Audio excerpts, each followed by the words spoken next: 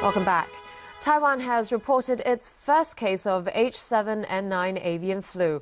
It's the first infection found outside the Chinese mainland. The patient is a 53-year-old Taiwanese man who works in Suzhou. After he returned to the island earlier this month, he displayed symptoms such as fever, cough, and a runny nose. He's in serious condition and in isolation in hospital. Taiwan's President Ma Ying-jeou has appealed for calm and called on health authorities to step up anti-flu measures. Back locally, and political veteran Anson Chan has set up a group designed to come up with a consensus on how to implement political reform in the SAR. Hong Kong 2020 will pool information and views from the public before submitting its proposal to the government. Etienne Lamy-Smith reports. We are now at a pivotal juncture in our journey to achieving full universal suffrage. Whilst our chief executive treads water and refuses to commit to a timetable for the next phase of public consultation on constitutional reform, we are losing precious time. The former Chief Secretary for Administration will head the group that includes former Liberal Party lawmaker Alan Lee, Dean of the University of Hong Kong's Faculty of Law Johannes Chan, and Senior Counsel Gladys Lee. It aims to reach out to every level of the community for its views on achieving electoral reform through the 2016 LegCo election, 2017 Chief Executive election and 2020 LegCo election. The seasoned politician defended herself against some pro-Beijing criticisms that she's working with foreign interests in mind. Chan said her actions are in the interest of Hong Kong and its people, and while she wouldn't identify who's funding Hong Kong 2020, she stated that none of it is from overseas. The group said the potential Occupy Central civil disobedience movement is a self-confessed last resort, but it represents one of the many voices they want to hear from. Our aim is to try and build a consensus that the government, in a sense, has to accept, because there is such a strong body of support behind it, that we can move them through peaceful means, not through radical demonstrations. Hong Kong 2020 says it will operate with just one bottom line. That's universal suffrage as defined by the International Covenant on Civil and Political Rights, which guarantees not only the right to vote, but also to be elected. Etienne Lamy-Smith, TVB News. And still no end in sight to a strike by dock workers. Today, a group of people in support of the workers staged a sit-in protest outside the Cheung Kong Centre. About a dozen of them went up to the 7th floor of the building. They submitted a petition and called on Hutchison Whampoa chairman Li Ka-shing and his son Victor to respond to the workers' demands. The protesters stayed there for about 20 minutes before leaving. Hutchison Whampoa is the parent country of Hong Kong International Terminals, the port operator involved in the dispute. Striking dock workers are demanding higher pay and better working conditions. The fraud trial of former Development Chief Mak Chai-kwong and former Highways Department official Zhang King-man continued today. A witness who was a former tenant of a flat owned by Zhang said it was Mak's wife who showed him around when he expressed interest in renting the unit back in 1988. Evelina Leung has more details.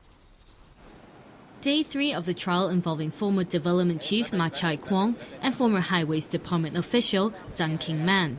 They are accused of buying a flat in the same block at North Point City Garden in 1985, then renting it to each other for $8,000 a month while claiming government housing allowance. Today, a former tenant of Zhang's flat, Dennis Leung, testified in court. Leung said he went to take a look at flat 22 Yi of Block 9 in 1988 because he was interested in renting it. He didn't know who the owner was. He said it was Mac's wife who showed him around the flat. When Leung went to sign the lease, he found out that the owner was in fact Zhang King-man.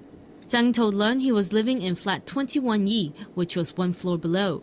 Over the next 2 years, Leung paid rent by putting checks into the mailbox of 21 Yi. In 1990, when Leung's lease was up, Zhang called him to ask if he would like to continue renting flat 22 Yi. Leung agreed and signed a 2-year lease with Zhang, and both Mac and Zhang said earlier they swapped ownership of their flats in 1990. But Leung, the tenant, testified that he was still paying rent to Zhang until 1992. There are 15 prosecution witnesses in this court case. So far, 4 have already testified. Zhang King-man's sister, Zhang Waiwa, is expected to appear in court tomorrow to give her testimony. Evelina Leung, TVB News. And over to you for sports, Chris. Thanks a lot, Dee. And we begin with football and a shocker in the Champions League. Bayern Munich thumped Barcelona 4-0 in their first leg semi-final in Germany. Jemison Wong has more. Bayern look a lock for their third Champions League final in 4 years after a 4-0 home thrashing of Barcelona. The German club got 2 goals from Thomas Müller and 1 each from Mario Gomez and Arjen Robben. Meanwhile, the Catalans had more than 60% of possession but managed only 4 attempts on goal. This was the worst defeat for the Spanish Giants in Europe since 1997, when they were beaten by Russia's Dynamo Kiev by the same scoreline. World Footballer of the Year Leo Messi, who started the game despite just recovering from a hamstring injury, admitted the opponents were physically stronger. While Frank Ribéry said Bayern were not intimidated by the stars on the other side because they have great players too. The second leg is next week at the Nou Camp. No team has lost a first leg European Cup tie by 4 goals or more and progressed to the next round. Jamison Wong, TVB News. The Miami Heat are making it look routine. The Heat went up 2-0 on the Milwaukee Bucks with a win last night in South Beach. Dwayne Wade led Miami with 21 points. LeBron James added 19. The defense limited Milwaukee's high-scoring duo of Monty Ellis and Brandon Jennings to a combined 15 points. The final score was 98-86. The first-round series moves to Milwaukee for Game 3.